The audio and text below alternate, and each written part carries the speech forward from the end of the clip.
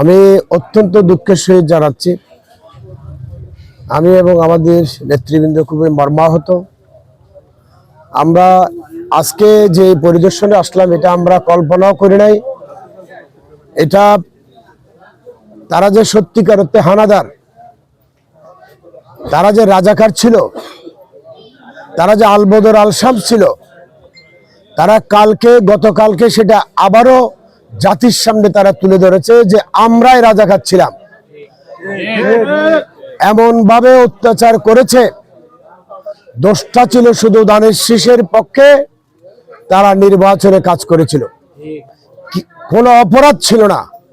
একজন মা, উনি ঘরে নিরাপদে ছিলেন, উনাকে মারতে মারতে এক জায়গা থেকে আরেক জায়গায় নিয়ে যাওয়া হয়েছে, লাথি মারা হয়েছে, তার উনার দুটি দাঁত শহীদ হয়েছে, উনাকে রক্তাক্ত করা হয়েছে। এবং আমাদের একজন ছাত্রদলের ভাই ওর শরীফের বোনকে হামলা করা হয়েছে, একজন অবিবাহিত কুমারী মেয়েকে গায়ে হাত তোলা হয়েছে।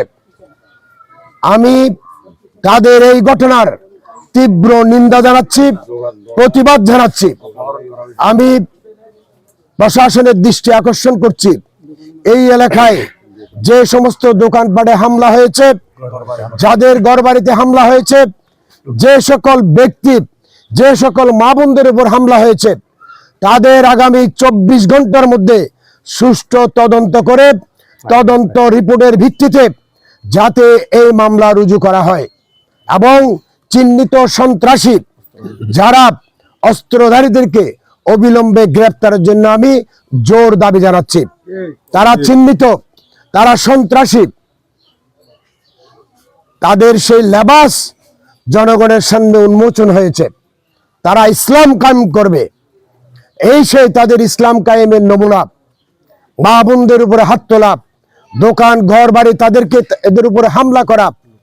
আমি দ্রুত ব্যবস্থা নেওয়ার জন্য জাতীয়তাবাদী দল বিএনপির পক্ষ থেকে দানের শীষ মার্কার প্রতীকের মনোনীত প্রার্থী হিসেবে, জাতীয়তাবাদী দলের একজন কর্মী হিসেবে আমি এই ঘৃণ্য অপরাধের প্রতিবাদ জানাচ্ছি এবং দ্রুত তাদের গ্রেফতার করার জন্য আবেদন জানাচ্ছি।